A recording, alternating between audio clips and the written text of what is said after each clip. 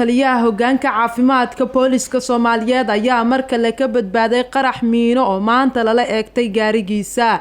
qaraxan oo ahaa miino ayaa laga maqlay qaybo ka mid ah magaalada Muqdisho waxaana uu ka dhacay xaafadda Afisyooni ee degmada Waabari. waxaa qaraxa lala eegtay gaari uu la socday Generaal Cali Xirsi Barre Cali Gaab oo taliyaha hoggaanka caafimaadka ciidanka booliska Soomaaliyeed horeyna u soo noqday taliyaha ciidanka ilaalada nabadgelyada wadooyinka ee traafikada.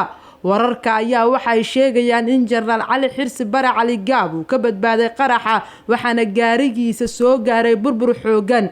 qaraxa ayaa waxaa ku dhaawacmay 2 qof oo ka mid ahaa dadkii wadada marayay xilliga uu qaraxa dhacayay.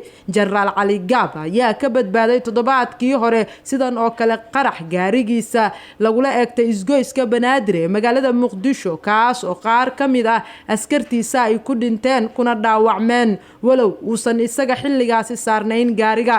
qaraxyada miino ee loo dhigo qaybo ka mid ah mas'uuliyiinta dawladda xilliga ay wadooyinka marayaan ayaa muddooyinkii ugu dambeeyay waxay ahayd kuwa ay magaaladu ka nasatay in kastoo mar kale ay dib u soo laabteen.